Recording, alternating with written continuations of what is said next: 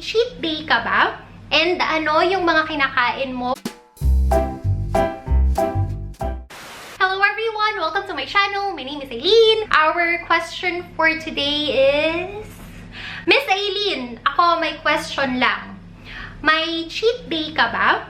And ano yung mga kinakain mo pag cheat day mo? Kada kailan ang cheat day mo? Curious lang kasi sa iba, mahalaga rin ang makapag-cheat day. Minsan, lalo na kung nakakapag-workout naman sila. Well, to answer the question, hindi po ako nag-cheat day kasi nag-cheat day ako at yung pag-cheat day ko, wala naman siyang schedule.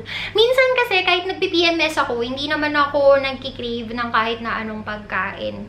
Or nagki-crave ako ng sweets, pero kapag kumain ako ng dark chocolate na 90%, di ba medyo mapait yun? Noong mga panahon na hindi pa ako nagki-keto, naglo-low carb, kapag kumain ako ng dark chocolate na 70%, ang pakiramdam ko kumakain ako ng karton na sinawsaw sa kape. Pero ngayon, 90% matamis na siya para sa akin. So, para sa akin, feeling ko nag-cheat na ako. Which is, of course, hindi ka naman nag-cheat kapag kumain ka ng dark chocolate kasi 80%, 80 to 100% na dark chocolate is good for keto and good for low carb. May mga panahon naman na kapag nag-PMS ako, yung katawan ko parang machine, parang carbo, sweets machine, na lahat ng gusto ko, lahat ng mag-isip ko, kakainin ko. Yung sa building pa naman namin, yung tapat ng building namin, merong McDonald's, may Starbucks, merong Jollibee, merong milk tea shop. Ano nga ba yung milk tea na yun? Hindi ko maalala. Happy Lemon. Yung sa Taiwan.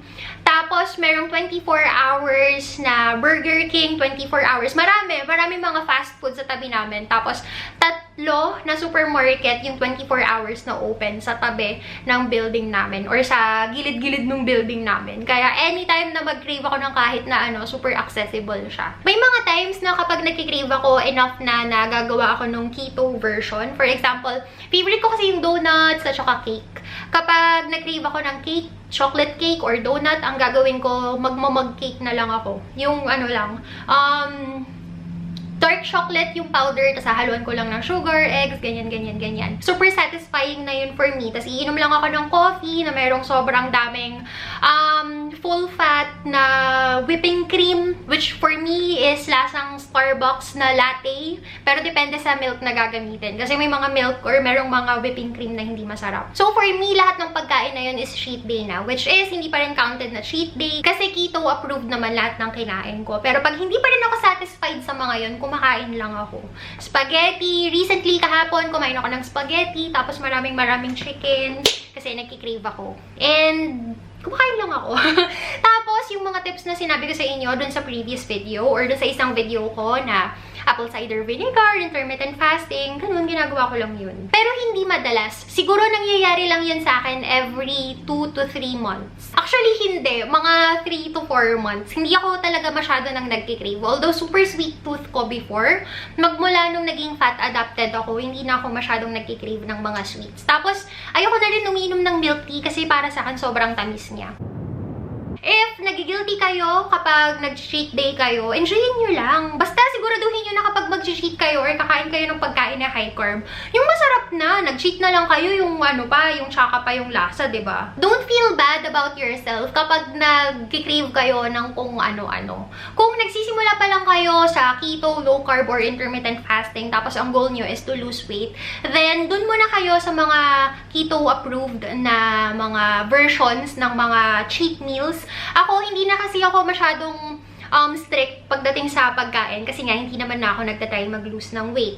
Pero for those na nagtatry mag-lose ng weight, ang pinaka-advisable is dun muna tayo sa basics, which is meat, eggs, fish, seafood, and green leafy vegetables. Tapos intermittent fasting.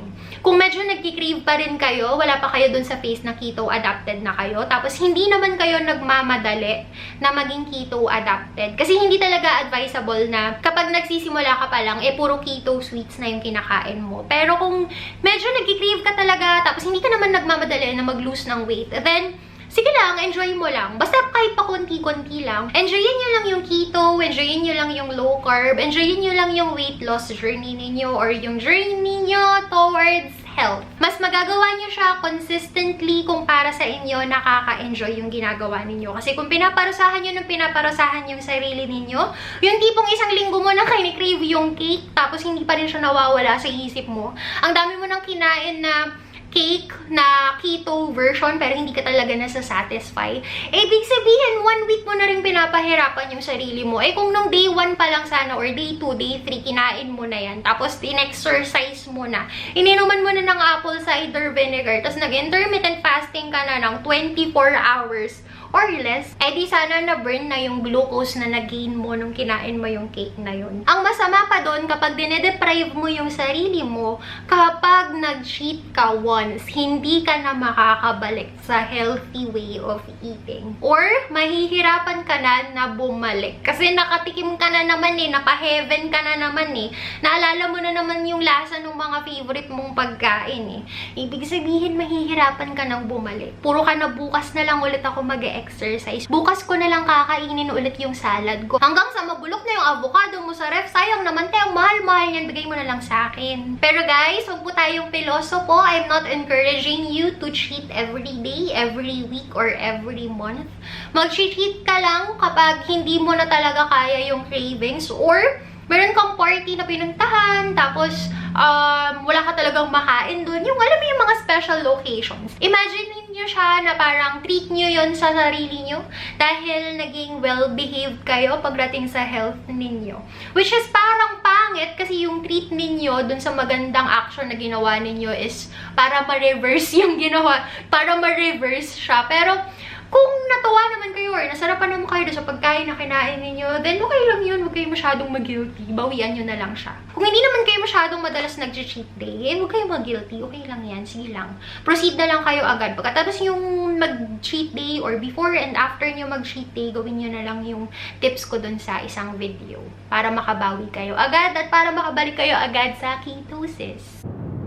By the way guys, kung yung diet ninyo, keto or low carb, super strict kayo doon, tapos with intermittent fasting pa, tapos nag-exercise pa kayo, ibig sabihin yung katawan nyo super fat adapted na talaga siya. Tapos yung kakainin nyo lang naman doon sa cheat day ninyo is isang perasong cookie, o kaya isang slice ng chocolate cake. Alam mo yung hindi siya lamon, kain lang, tikim lang.